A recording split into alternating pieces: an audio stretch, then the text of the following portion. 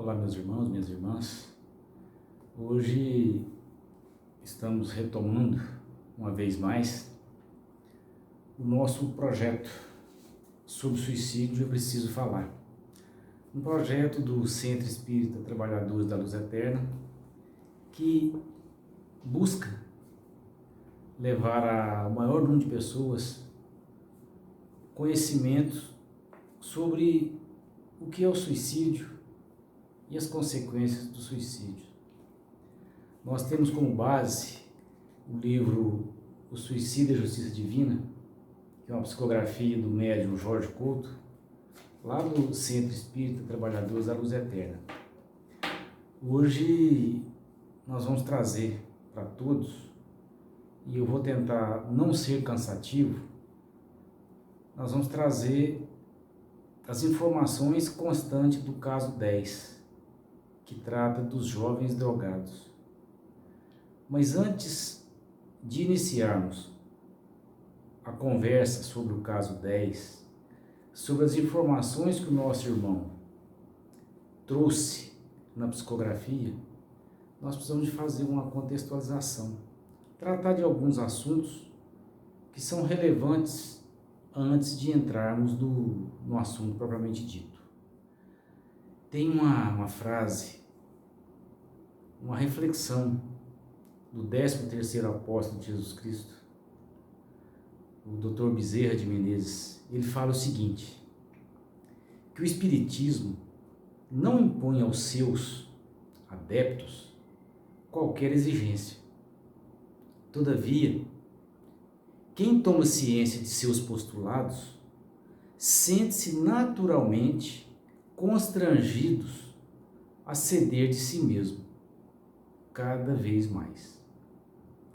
Olha a profundidade desse ensinamento que o Bezerra de Menezes deixou para nós.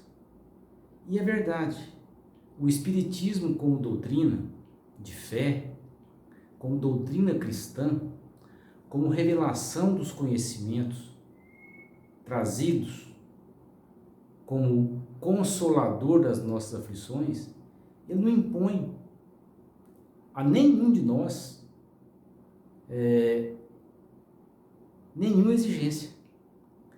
Mas ao tomarmos conhecimento do que é o Espiritismo, do significado dessa doutrina reveladora, dessa mensagem do Cristo Jesus, nós mesmos, por nós, lá na nossa consciência, nos encarregamos de exigir de cada um de nós mesmos que a cada dia sejamos melhores do que éramos. Nós entendemos que a nossa caminhada é rumo ao aprendizado, ao aperfeiçoamento, seja ele de ordem moral, seja ele de ordem intelectual, mas essa é a verdadeira razão da nossa migração por esse orbe terrestre. Cada um de nós que aqui veio com um propósito. Não imaginemos que isso é obra do acaso. E aqui eu estou falando para quem tem conhecimento doutrinário, busca conhecimento doutrinário, se interessa sobre essas informações. Então eu não preciso de ficar com cuidado com essas afirmações, que não tem nada a ver com dogma. São revelações lógicas e coerentes, com fundamento filosófico, científico, religioso, sobre a nossa condição de espíritos em evolução. Então, noutra ocasião, nós falamos sobre as formações das famílias. Nós mostramos que existe um engendramento, uma engenharia espiritual, para nos reunirmos determinadas pessoas em núcleos familiares na Terra. Cada um de nós que compomos um núcleo familiar é por uma razão, ou porque somos devedores de alguns, ou porque somos credores de outros, ou porque em acordo mútuo viemos para desenvolvermos ainda mais, colaborarmos uns com os outros.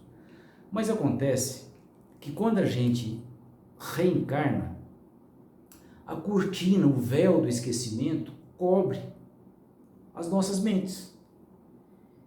E o ser humano tem por tendência, se não for treinado, burilado quando é pequeno, a deixar fluir aquilo que o incomoda. E nós, como seres humanos, nós como espíritos, não tem nada que nos incomoda mais do que as diferenças que nós temos uns para com os outros. Por vezes, a gente olha para o lado e olha para um familiar e fica imaginando, por que será que esse camarada está na minha família? Ou por que será que eu nasci nessa família? Como eu disse antes, são propósitos que a providência divina nos permite nos valermos da reencarnação no mesmo núcleo familiar para corrigir esses problemas de existência anteriores. Isso é muito normal de acontecer. E às vezes, por mais que aquele núcleo familiar que nós reencarnamos tenha uma harmonia, tenha boa vontade espiritual, do corpo físico, da animação desse corpo que anda pela terra, às vezes isso não é suficiente. Às vezes um de nós se desgarra, porque na verdade não se perde. Lembra que Cristo disse que nenhuma das ovelhas dele ficaria perdida? Que ele resgataria todas? Nenhuma das ovelhas que meu Pai me confiou ficará perdida. Foi isso que Cristo falou, mais ou menos nesses termos. Então, no meio do caminho, nesses núcleos familiares que são formados, eventualmente uma ovelha desgarra. E aí, nesse desgarrar, essa ovelha toma caminhos que não são aqueles que estavam programados no planejamento reencarnatório. Às vezes, segue caminhos que são de difícil retorno, às vezes nem tem como retornar na existência atual. É preciso ser corrigido em existências futuras.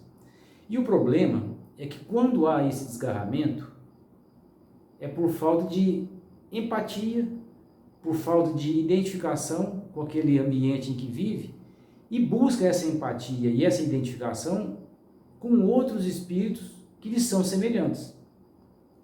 Aí você pode até pensar, mas que coisa mais doida, o que esse rapaz está falando? É para caminhar para a história do caso 10. Toda essa introdução que eu estou fazendo é para mostrar que esse nosso irmão nasceu num núcleo familiar que foi, nós não sabemos a razão, porque ele não falou na psicografia, foi desestruturado e ele acabou sendo criado pelos avós, pela avó. E a avó, em regra, ela é muito mais complacente com os equívocos, com os erros dos netos, do que os pais seriam com os filhos. E esse menino, desde novo, ele se desgarrou. Ele deixou de seguir aquelas orientações que recebia da avó que o criava como filho e se aproximou daqueles que lhe eram semelhantes, que lhe eram simpáticos nos seus objetivos e nos seus propósitos mundanos. Então, ele nos relata que, em dado momento, eles se reuniram num grupo de 5. Eram 5 jovens que se reuniam. Virava noites nas atividades que são características de pessoas jovens, mas com o passar do tempo, eles foram se perdendo e começaram a usar droga. Chegou um ponto que a droga dominou eles de tal sorte que eles já não tinham muito controle mais sobre o que faziam durante o efeito da droga que eles tinham usado. Segundo ele, eles não eram homossexuais, mas em razão do efeito da droga, acabavam praticando o ato de homossexualismo. E aqui não é nenhuma crítica ao homossexualismo, de jeito nenhum. Tanto heterossexual, como homossexual, como pansexual, seja lá qual for, são irmãos nossos, assim como nós somos irmãos deles, todos da marcha evolutiva. Todos nós enfrentamos os nossos fantasmas. os nossos monstros internos, bons ou nem por isso, mas nós enfrentamos. Então não tem nenhum preconceito a questão da homossexualidade. O que eu estou trazendo é a informação que esse nosso irmão trouxe, que em razão do uso da droga, eles perdiam totalmente o controle e os valores que eles receberam dos seus familiares eram desprezados, como ato de rebeldia. E aí praticava toda sorte de coisas que eram erradas e praticavam também, ele não explica a motivação, homossexualismo entre os 5. Mas o problema é que eles escolhiam para praticar esses atos de homossexualismo, de vandalismo que eles praticavam em outras circunstâncias, eles escolhiam uns lugares pitorescos, cemitérios, igrejas, e segundo eles praticavam os atos sexuais entre eles, entre os 5 companheiros, de preferência na frente de cruzes e na frente de imagem de santos e de santas. Ele não explica a razão disso, mas no relato que ele nos traz, ele deixa parecer que era como se fosse um desafio à divindade. Segundo eles, se consideravam seres satânicos, não tinha vinculação nenhuma com a divindade. Eles eram livres para fazer o que queriam e no imaginário deles, isso não tinha responsabilização. Eles não acreditavam que tinham, eram ateus, não acreditavam em Deus e tampouco acreditavam que isso pudesse haver qualquer responsabilização desses atos. A coisa era tão maluca, segundo ele, que eles chegavam a misturar a droga com fezes humanas, urina, e ingeria aquilo. Por isso que ele dizia nos seus relatos que na prática do vandalismo, depredação de túmulos, de patrimônio público, patrimônio privado, quando eles praticavam os atos de homossexualismo de frente a igrejas e imagem de santo, de frente à cruz, segundo eles estavam exercendo o papel de seres satânicos. Eles não tinham nenhuma preocupação com o que pudesse acontecer em razão disso. Eles viviam a vida inconsequente e desregrada. Eles não mediam, como diria minha avó, a água com fubá para fazer o mingau. Do jeito que davam, viviam. Só porque esse ato deles, essa vida, nesses moldes que eles levaram, é considerado suicídio. E aquele suicídio que nós já falamos sobre ele em outros encontros, o chamado suicídio indireto. Embora eles não soubessem. Mas nós sabemos que a drogadição, seja ela drogas lícitas ou ilícitas, é uma forma de atentar contra a saúde do organismo e encurtar a vida biológica.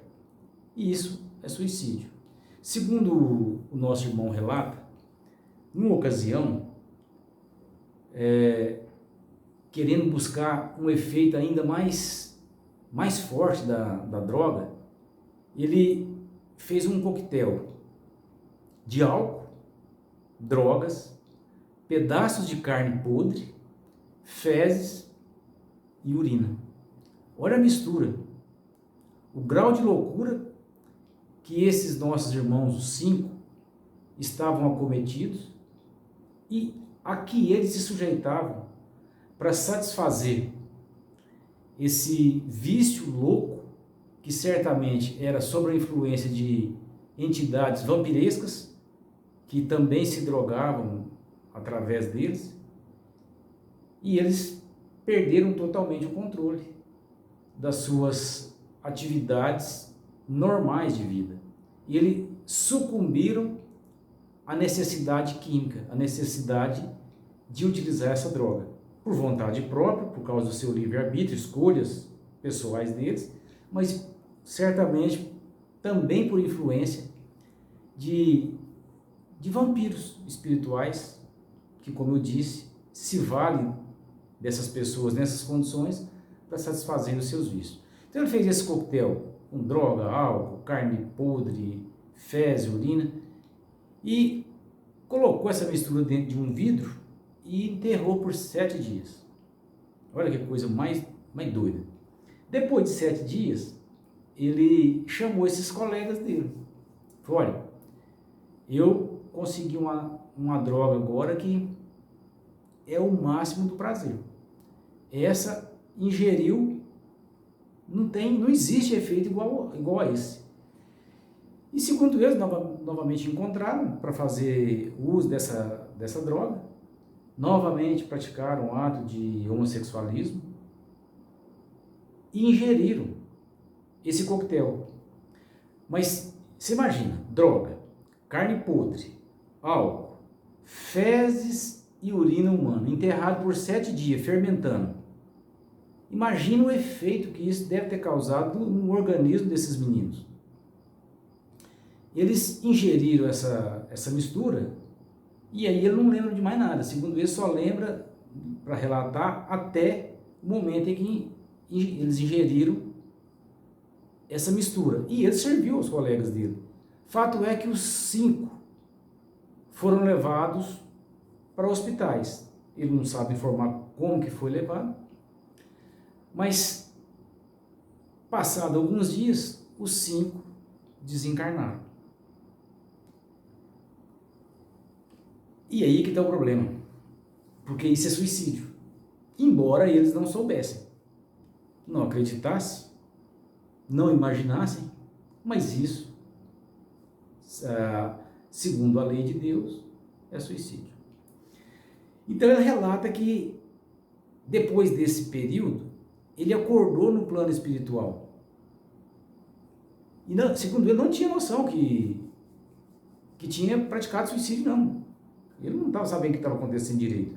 Acordou naquele transe, mas segundo ele já acordou, ele e os colegas dele, sendo arrastado por alguns seres encapuzados, de vestes escuras, arrastando ele por uma estrada pedregosa, dizer que como se fosse sacos de lixo. E a coisa era tão violenta, o sofrimento era tão intenso, que segundo eles não tinham força sequer para gritar. Eles não conseguiam nem pedir para parar, de tanto que eles estavam sofrendo. Você imagina, os 5 amarrados, sendo arrastados numa estrada pedregosa, a cabeça batendo, o corpo se rasgando na ponta das pedras. Imagina a dor, o sofrimento que eles foram submetidos nesse arrastado. E, segundo ele, em determinados momentos, esses seres encapuzados saíam da estrada e entravam no mato e passavam no meio de vegetação espinhosa. Aquilo, a pele deles, segundo o nosso irmão relatou, rasgava como se fosse cortado com navalha. E eles não conseguiam, nenhum deles conseguia gritar porque a dor era insuportável. Num determinado momento, eles chegaram numa clareira. Esses seres encapuzados os colocaram no meio dessa clareira, eles viram que tinha um riacho, mas segundo eles era um riacho seco, e eles foram deixados por ali. Ficaram os 5 no meio dessa clareira, e os seres encapuzados falaram que por enquanto estava bom, não era o que eles mereciam como castigo, mas por hora ficariam ali. Só que nesse lugar, nessa clareira, ela estava infestada de formigas. Segundo eles, eram umas formigas gigantescas que se comunicavam por assovios e eram formigas carniceiras. Assim que esses seres encapuzados saíram, os acusando de suicidas covardes, que não tiveram coragem de ter uma conduta diferente e enfrentar as provações que tinham pela frente, preferiram se matar. Segundo eles, ao ouvirem essas acusações, que eles chegaram à conclusão que estavam mortos, mas não entendeu que tinha suicidado.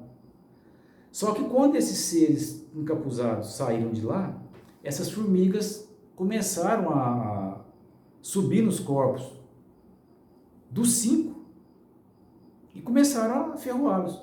Segundo esse nosso irmão, ele relata que nunca viu uma dor tão intensa. A ferroada daquelas formigas era como se enfiasse debaixo da pele deles brasas incandescentes, a brasa viva. Dizia que é inenarrável a dor que eles sofriam com aquelas picadas.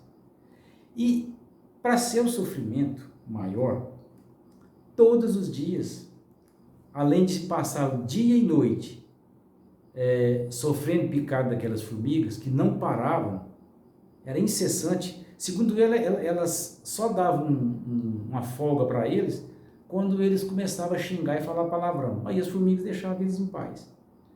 Mas o tempo foi passando e todos os dias aqueles seres encapuzados que os haviam arrastado até lá voltava à clareira e ficava extraindo da mente deles, dos 5, tudo que eles tinham feito na vida. Tudo que eles tinham feito de errado. E aquelas lembranças, segundo eles, eram tão doloridas quanto as ferroadas das formigas. E esse nosso irmão, que veio para nos contar o seu sofrimento, nesse caso 10, ele diz que para ele ainda era pior, porque ele se afastou da família, desprezou todos os ensinamentos que a avó o havia dado, envolveu os 4 amigos dele naquele despropósito de drogadição, de prática de vandalismo, de atos de homossexualismo em frente à cruz, em frente a imagens de santo, dentro de igreja, dentro de cemitérios, e dizer que aquilo ficava vindo na cabeça dele o tempo inteiro, e aqueles seres encapuzados lembrando ele, chegou um ponto que ele não aguentava mais.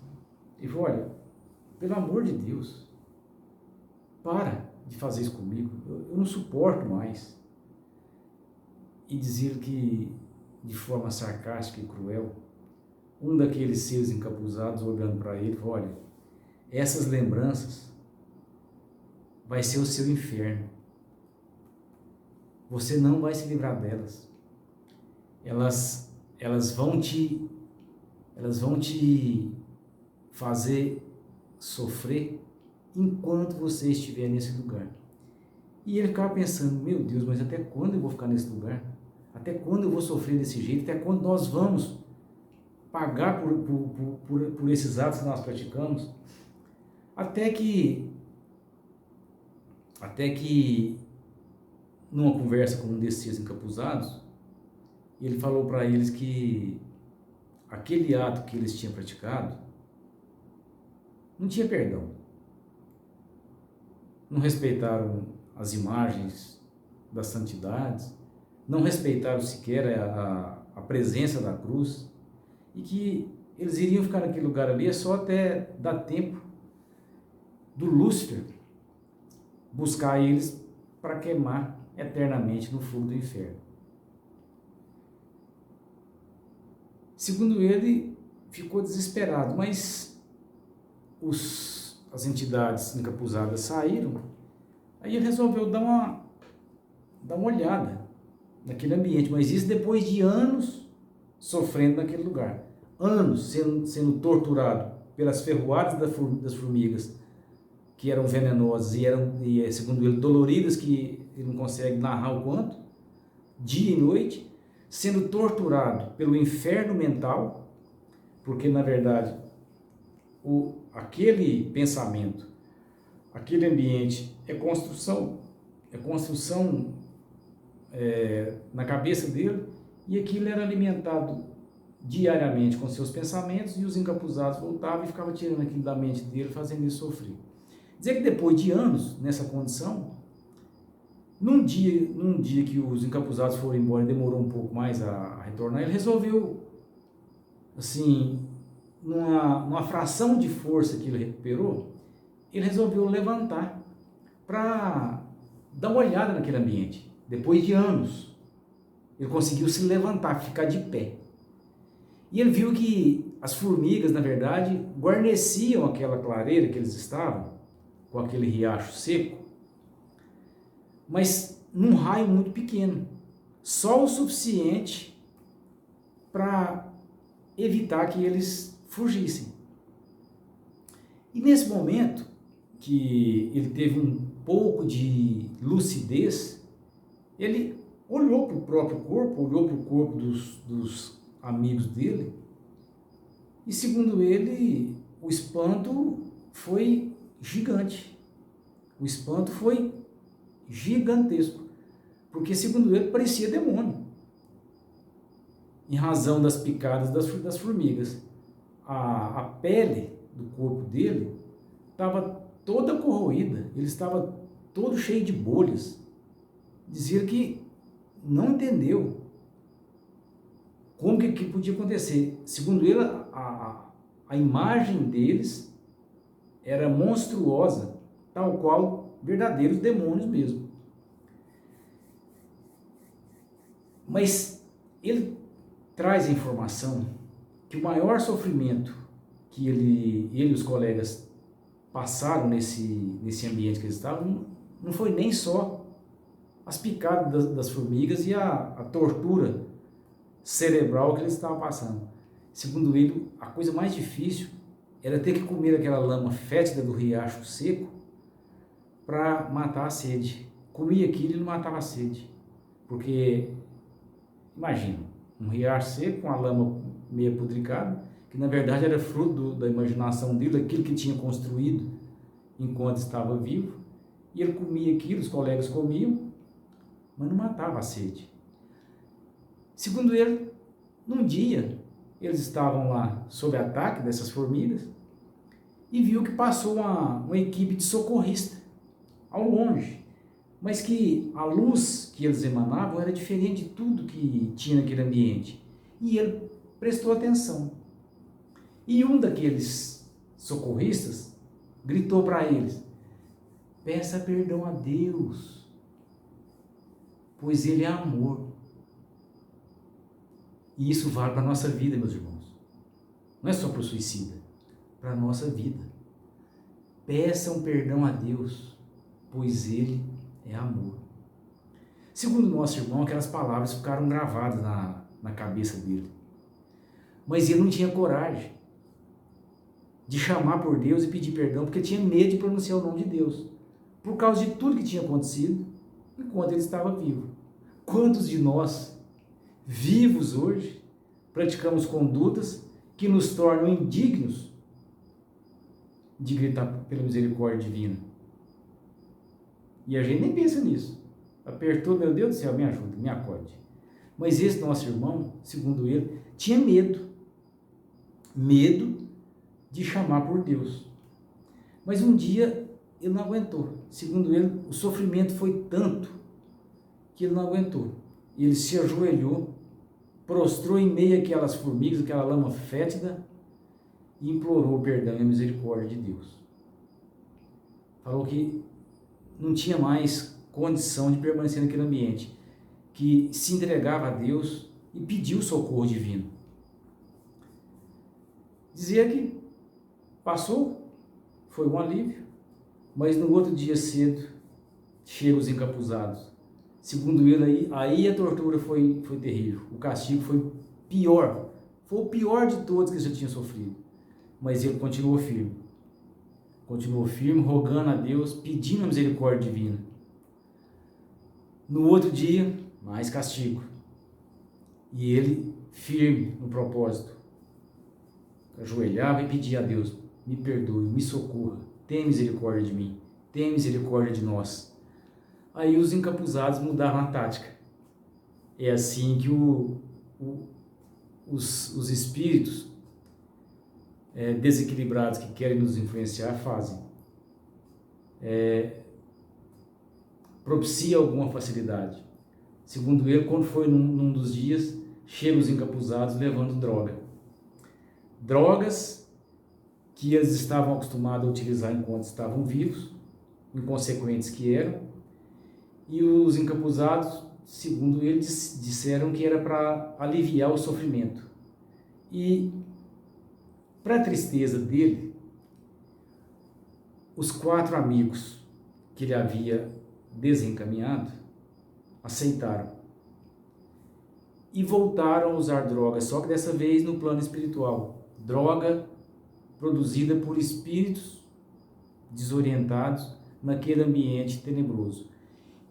E, para desespero dele, esses irmãos que voltaram a utilizar a droga, voltaram a praticar as mesmas condutas, os mesmos atos que praticavam quando estavam vivos, entre si. Praticaram o homossexualismo entre eles, voltaram a usar droga, voltaram a viver aquele ambiente desequilibrado que eles viveram enquanto estavam vivos. Mas ele se recusou.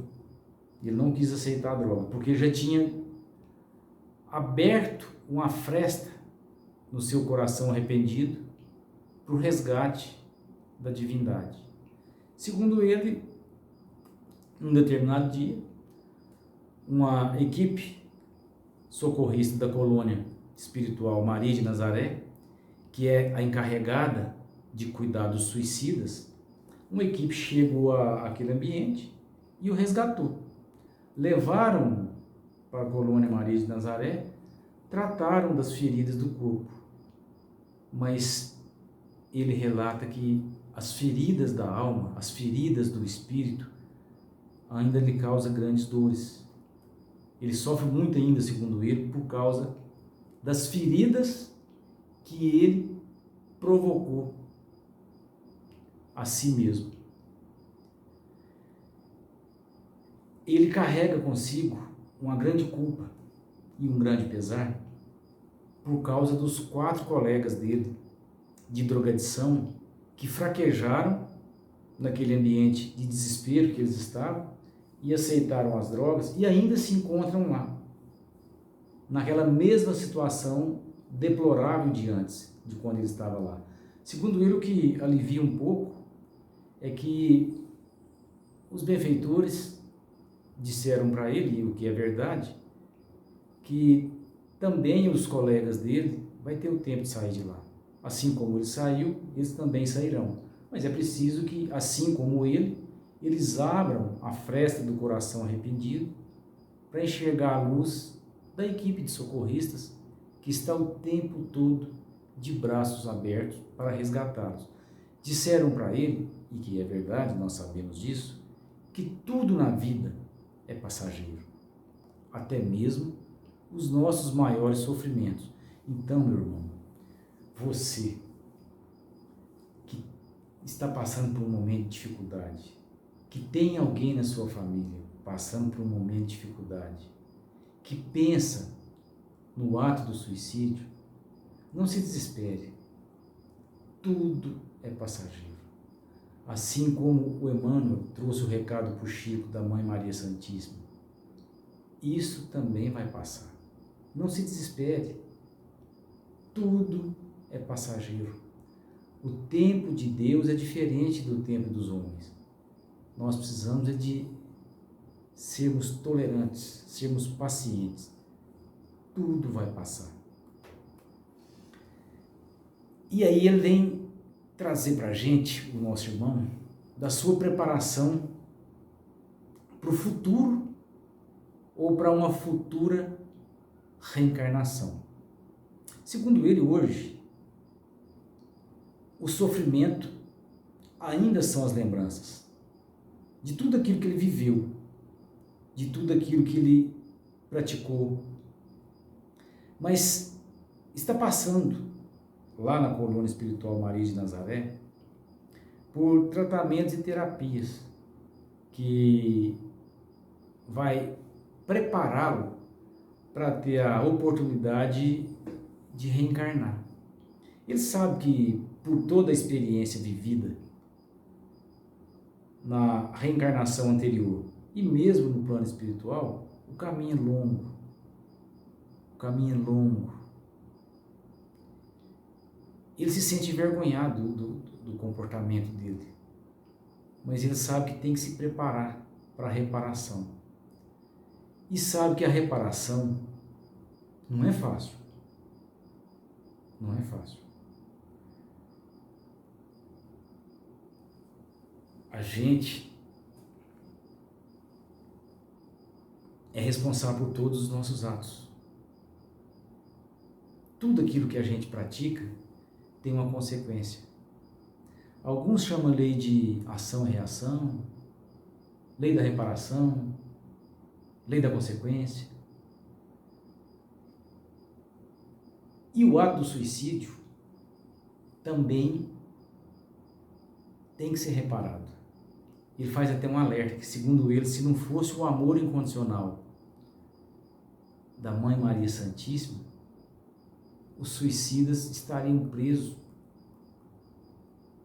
para a vida inteira no inferno construído por cada um. E ele, como suicida, sabe disso. Se envergonha profundamente das atitudes de ter sido um herege, de não acreditar em Deus, de ter feito o que fez nos lugares que fizeram, de ter induzido os companheiros para aquele ambiente. E aí, na psicografia, no livro Suicídio e Justiça Divina, quando ele, através dos benfeitores, ditava para o Jorge, ele faz alguns pedidos.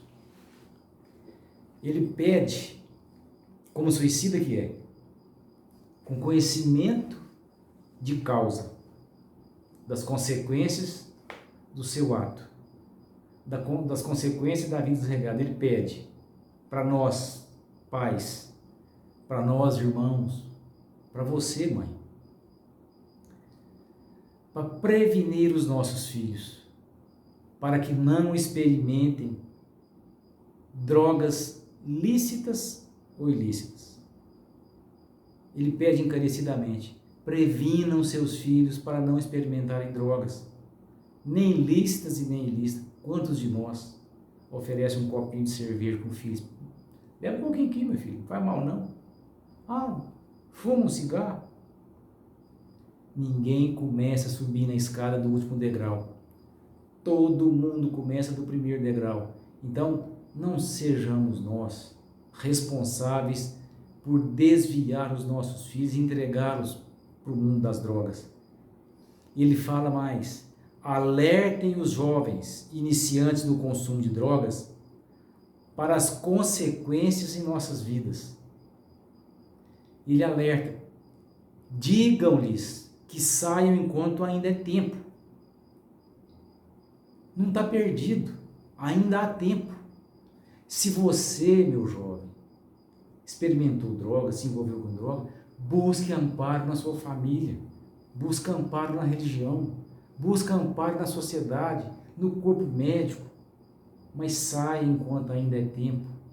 O uso de droga é suicídio, o suicídio tem consequência. Olha a história triste que esse nosso irmão está trazendo para nós. Ele alerta que todas as pessoas que têm predisposição ao uso de droga, álcool, fumo, seja lá o que for, é uma pessoa que já nasceu com aquele vício trazendo de existências anteriores, e que o primeiro contato é a chave que abre a porta para a perdição. Depois fica muito mais difícil de consertar. Ele pede aos pais para alertarem os filhos que o caminho da droga é um despenhadeiro sem fundo. O caminho da droga é um despenhadeiro sem fundo. Ele pede para dizer aos jovens que, se não puderem sair sozinhos, que peçam ajuda. Conversem com seus entes queridos E eu não estou falando só de droga, maconha, cocaína, crack, LSD, não. Eu estou falando de cigarro, eu estou falando de bebida alcoólica. Isso tudo é droga. Tem gente que vicia em remédio, droga lista. Se não conseguir sair sozinho, peça ajuda. Façam isso, olha o alerta dele, façam isso, pais e mães, antes que seja tarde demais. Antes que você se comprometa com as trevas e tenha que estagiar nessas trevas depois do desencarne, conforme aconteceu com o nosso irmão. Ele se comprometeu com as trevas por causa do uso da droga. E desencarnou em consequência da droga, que foi suicídio, mas ainda que não fosse, ele teve que, por longos anos, conviver com aquela realidade que ele construiu, até que ele foi resgatado. Os colegas dele, segundo ele, ainda se encontram naquela clareira sofrendo, tomando ferroada daquelas formigas carniceiras e comendo lama para matar a sede. Ele pede para que nós falemos para os jovens da importância da família, do amor dos pais, do amor dos avós, do amor dos irmãos. Mas a gente tem que falar isso como exemplo. Nós temos que amar e mostrar para esses filhos que nós os amamos, para esses netos que nós os amamos. A pessoa pode escolher fazer o caminho errado. O que não pode é nós contribuirmos para essa escolha do caminho errado. Esse pedido dele, para que mostremos aos jovens a importância da família, a importância do amor dos pais. Isso impede que ele faça a escolha equivocada do caminho incerto. Ele pede, alerta a esses jovens sobre a importância de ter uma religião na vida. Pode ser espírita, pode ser católico, pode ser evangélico, pode ser presbiteriano, pode ser muçulmano, não tem problema. Desde que tenha religião, desde que tenha religiosidade. Mas que pratique a religiosidade com o amor que Jesus Cristo nos ensinou. Não é aquela religiosidade formal. Que eu sou católico, que eu sou espírita. Não. A religiosidade está no coração. Por isso que é importante, a igreja de Jesus Cristo somos nós. O templo de Jesus Cristo é o nosso corpo. Então vamos fazer desse nosso corpo essa igreja fecunda que vai trazer sentido para a vida e evitar que envolvamos com drogas, que atentemos contra a nossa vida. Os alertas desse nosso irmão é para não ser esquecido. Ele fala, diga aos jovens que a sensação provocada pelas drogas é o caminho da insensatez.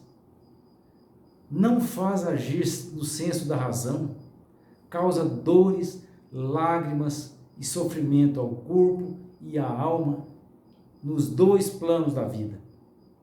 No plano físico, porque sofre o corpo físico, sofre os familiares com aquela degradação, mas sofre aquele que faz uso desses recursos no plano espiritual. Nosso irmão mostrou o que aconteceu. Ele teve que estagiar por longos anos de sofrimento num ambiente de vinculação com espíritos desequilibrados, espíritos das trevas. E ele não quer que ninguém tenha que passar pelo que ele passou por falta de alerta. Uma das razões dele ter tido a autorização dos benfeitores para vir relatar a sua história na circunstância em que aconteceu é evitar que nós incorramos no mesmo erro dele.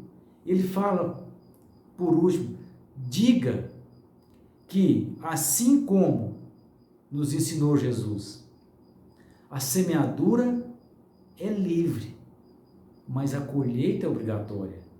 Nós somos livres para fazer as nossas escolhas. Nós somos livres para vivermos como a gente quiser. Mas nós temos como contrapartida a obrigação de colher o fruto da nossa semeadura. Ou seja, aquilo que eu faço tem consequência. E ele alerta a corrigenda, a oportunidade de nos retratarmos como espíritos em evolução, ela é uma bênção que a providência divina nos oferece, mas ela não é rápida. Ela é demorada e ela vai vir na mesma proporção dos atos que nós praticamos. A corrigenda, ela é na extensão exata dos danos que nós causamos a outrem e a nós como espíritos que somos. E ela, por ser justa, por ser obra e graça da providência, ela não vem além daquilo que os nossos ombros suportam. Por isso que ela é demorada, porque a gente passa uma vida inteira fazendo coisas erradas. Nós precisamos de uma outra vida inteira para reparar. Agora, como que vai se dar essa reparação? Ninguém sabe. Ninguém sabe. Só sabemos que há que haver essa reparação. E esse nosso irmão, depois de tudo que ele passou, ele teve a consciência de que é um suicida, de que ele causou mal aos 4 amigos dele e de que vai ter que reparar as dívidas contraídas em reencarnações futuras. Com esses 4 amigos que ainda estão, segundo ele, naquele ambiente sob o domínio e o jugo daqueles seres encapuzados perversos, ele vai ter que resgatar os débitos contraídos com os seus familiares, ele vai ter que resgatar os débitos contraídos contra ele próprio.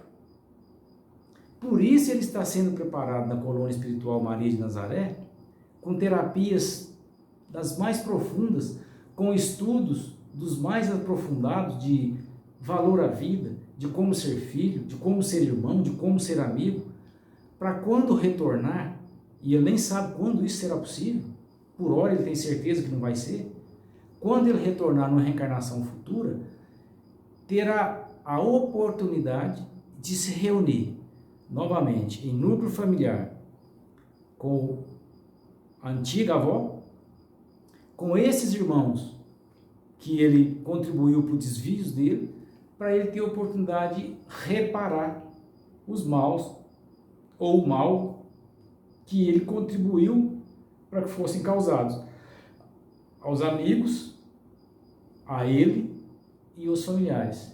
Então, esses alertas que ele traz já é o início dessa caminhada da corrigenda a que ele está se sujeitando.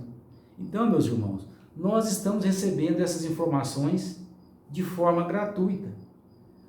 A providência divina permitiu que 13 irmãos nossos viessem ao Centro Espírita Trabalhadores da Luz Eterna, amparados pelos benfeitores, para cada um deles contar as suas experiências no plano espiritual em razão de desatinos praticados na vida física. Hoje nós estamos conhecendo a história desse grupo de jovens drogados que se perderam na vida física com consequências para a vida espiritual. E nós? E você? Principalmente você, jovem, que quando a gente é jovem, tudo parece que é fácil e está sob controle. Não está. Lembra dos alertas que ele fez? Saiam enquanto é tempo. Vamos aproveitar o ensinamento da experiência de quem sofreu no plano físico e no plano espiritual as consequências do uso da droga. Esse nosso irmão, ou esses nossos irmãos, estão pagando de acordo com o que fizeram, ou seja, estão colhendo de acordo com o que foi semeado. Vamos mudar a nossa semente. Vamos semear uma boa semente que dê bons frutos, para que a gente não precise de passar pela experiência que o nosso irmão passou. E por último ele fala o seguinte: se por acaso vós esquecerdes de mim, mas lembrar do sofrimento que eu estou relatando, eu já me darei por satisfeito. Já justificou a vinda dele a este mundo, a esse orbe, para relatar a sua história, para evitar que outros incorram no mesmo erro. Então, meus irmãos, vamos aprender com a experiência do irmão que sofreu tanto. Nós não precisamos passar por isso. É tempo, assim como ele disse, saiam enquanto é tempo. Eu digo, o tempo é hoje, o tempo é agora. Vamos sair, vamos semear a boa semente para que colhamos no futuro da nossa existência física ou no plano espiritual o bom fruto da boa semente semeada. Que Jesus nos abençoe. Muito obrigado a todos e até o nosso próximo encontro.